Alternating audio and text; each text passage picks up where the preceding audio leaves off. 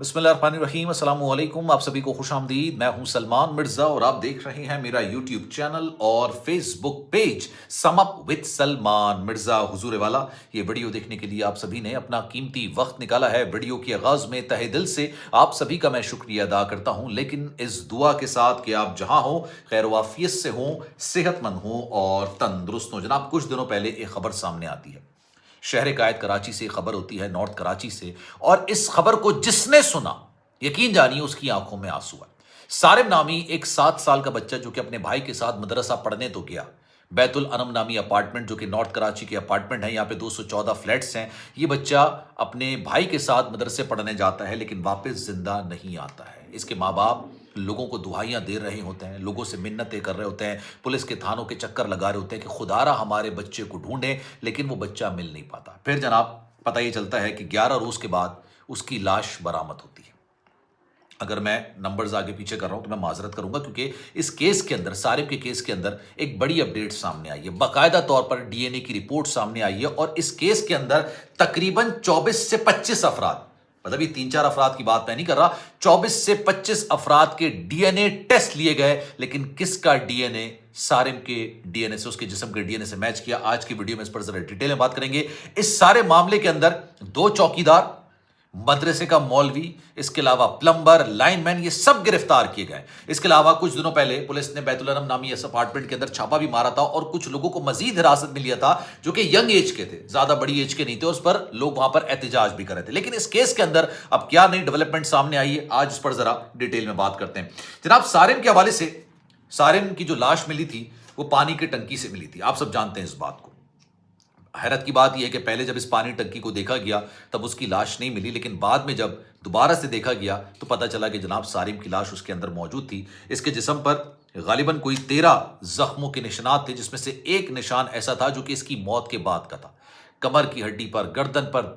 मैं वो मेंशन नहीं करना चाहता कि इसके साथ क्या क्या जुल्म, क्या क्या बर्बरियत की गई, इंसानियत सोज इस पर मजालिम ढाए गए, इसके साथ ज्यादती की गई और बेदर्दी के साथ इसको मौत के घाट उतारा गया। इसके जिस्म पर एक जख्म बाद में इसलिए आया क्योंकि इसकी लाश को जब टंकी के अंदर डाला जाता तो माथे पे इसके एक निशान आ गया था, वो मौत के बाद का। सोचिए, तकरीबन ये 8-10 दिन तक इस बच्चे ने जिस तरह के मजालिम सहे थे, शायद इसको लफ्जों में बयान नहीं किया जा सकता। लेकिन इसके बाद फिर गिरफ्तारियां हुई, लोगों को पकड़ा गया।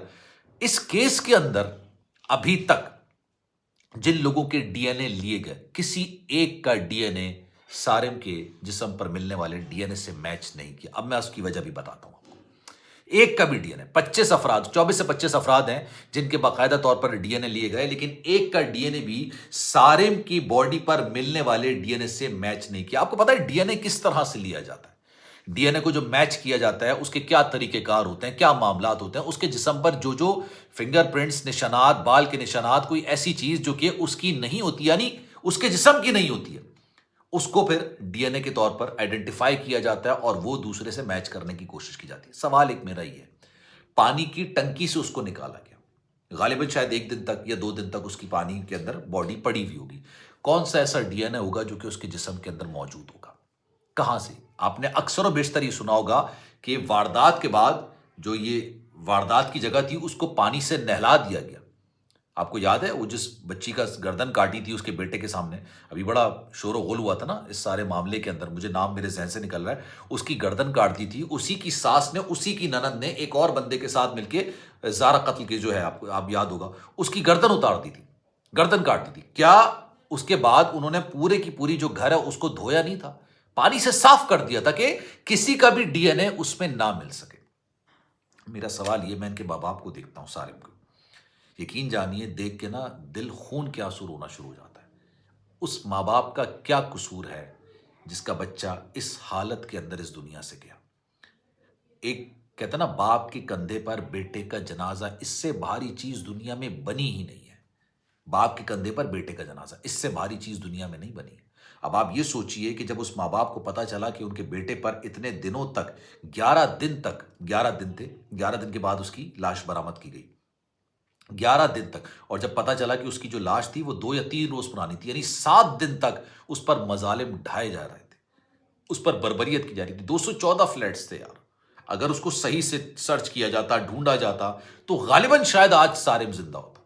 भले اللہ معاف کرے اس کے ساتھ مظالم ڈھائے گئے ہوتے، لیکن آج شاید وہ زندہ ہوتا، اس کو مارا نہیں گیا ہوتا، لیکن اس طرح سے کام نہیں ہو۔ اب آپ سوچئے ایک باپ کے کندھے پہ بیٹے کا جنازہ، اس سے بڑی بھاری چیز نہیں ہے، اور پھر اسی باپ کو پتا چلے کہ میرے بیٹے کو جس طرح سے موت کے گھاٹ اتارا گیا، 7-8 دن تک اس نے مظالم سہے ہیں، اس نے وہ مظالم سہے ہیں جو ایک دل گردہ رکھنے والا مرد برداشت غالباً نہ کر سکے، وہ 7 سال کا بچہ وہ مظالم سہتا رہا۔ یہ بھی پتا چلا کہ اس کے ساتھ درندگی کرنے والے ایک نہیں بلکہ زیادہ لوگ تھے، لیکن کسی ایک کا ڈی این اے نہیں مل رہا۔ کیسے ملے گا ڈی این اے؟ ایک ہوتی ہے آپ کے جسم کے اندر سے ڈی این اے کو نکالنا، میں بہنیں بچیاں سب میری ویڈیوز دیکھتی ہیں، فیملیز دیکھتی ہیں، میں وہ چیز بولنا نہیں چاہتا، بہت ساری چیزیں اس کے جسم کے اندر سے بھی ڈی این اے میچ کرنے کی کوشش کی ہوئی، لیکن اوپر بال کے ٹکڑے ہو گئے، ہاتھ کے نشانات ہو گئے، بہت ساری چیزیں ایسی ہوتی ہیں جو کہ ڈی این اے میں شمار کی جاتی ہیں، لیکن وہ تو پانی میں دھل گیا نا، وہ تو ختم ہو گیا، وہ ڈی این اے کا معاملہ ختم ہو گیا۔ اب اس کیس کے اندر 2 چوکیدار حراست میں ہیں، پلمبر حراست میں ہے، وال مین حراست میں ہے، مدرسے کا مولوی حراست میں ہے، یہ تمام لوگ حراست میں ہیں، لیکن ابھی تک اتنا عرصہ گزر جانے کے باوجود کس نے اس کے ساتھ یہ درندگی کی، کس نے اس کے ساتھ حیوانیت کی، کس نے اس کو موت کے گھاٹ اتارا، حد سے زیادہ مظالم ڈھانے کے بعد بے دردی کے ساتھ اس کو قتل کیا، اس کا کچھ پتہ ہی نہیں چل سکا، ابھی تک کچھ نہیں پتہ چل سکا۔ وہ ماں باپ بیچارے جو کہ اپنا بیٹا کھو چکے ہیں، وہ صرف یہ سوال کر رہے ہیں کہ یار یہ تو بتا دو کہ ہمارے بچے کو مارنے والا ہے کون۔ اس پر انہوں نے احتجاج بھی کر لیا، ان پر ایک قیامت ٹوٹی ہے اس پہ، لیکن وہ کہہ رہے ہیں کہ یار یہ بتاؤ کہ یہ کس نے کیا ہے، اور یہ سوال ان کا بالکل واجب ہے کہ وہ نہ صرف سوال کر رہے ہیں کہ میرے بیٹے کے ساتھ درندگی کس نے کی، اور اگر وہ آزاد گھومتا رہا تو آج ان کے بیٹے کی باری تھی، کل اللہ نہ کرے کسی اور کی بیٹی کی باری ہوگی۔ آپ یہ دیکھیے کہ ایک اور خاتون کی میں ویڈیو دیکھ رہا تھا، ان کے 2 بچے غائب ہو گئے، مطلب اب وہ دور رہا ہی نہیں ہے یار۔ آنیسٹلی جس طرح سے میں اور آپ، مجھے نہیں پتا آپ کی عمر کیا ہے، لیکن اگر آپ اپنے 30s کے اندر ہیں تو آپ نے روڈوں پر کرکٹ کھیلی ہوگی، میں نے شاید ہر گراؤنڈ کے اندر کرکٹ کھیلی ہے، میں شدائی تھا کرکٹ کا، نائٹ کرکٹ کھیلی ہے، دن میں کرکٹ کھیلی ہے، تمام طریقے کی ہم نے کرکٹ کھیلی ہے، مطلب ٹیپ بال سے بھی کھیلی ہے، ہارڈ بال سے بھی کھیلی ہے، اور اس وقت یہ نہیں ہوتا تھا کہ یار یہ موبائل کا چکر اور دیگر چکر، ہم آرام سے اپنی زندگی بچپنا جسے کہتے ہیں نا آپ کھیلنا، گارڈنز میں جانا، وہ سب انجوائے کیا، لیکن آج وہ ماحول اب نہیں رہا ہے، آج وہ صورتحال اب نہیں رہی ہے۔ تو اس لیے ویڈیو کے آخر میں درخواست کر سکتا ہوں آپ لوگوں سے، آپ لوگوں کو صرف سمجھا سکتا ہوں کہ اپنے بچوں کو اپنی غیر موجودگی میں باہر مت بھیجیں، خدا را اپنے گھر غیر موجودگی میں آپ لے کے جائیں، خود لے کے جائیں، خود لے کے جائیں، خود لے کر آئیں۔ اس بارے میں آپ کی رائے کیا ہے؟ میں چاہوں گا کہ کامنٹ سیکشن میں اپنی رائے کا اظہار ضرور کیجیے گا۔ سلمان مرزا کو دیجیے اجازت، زندگی رہی، صحت رہی، آپ کی دعائیں نہیں تو انشاءاللہ آپ سے پھر ملاقات ہوگی۔ خیال رکھیے گا اپنا، اللہ حافظ۔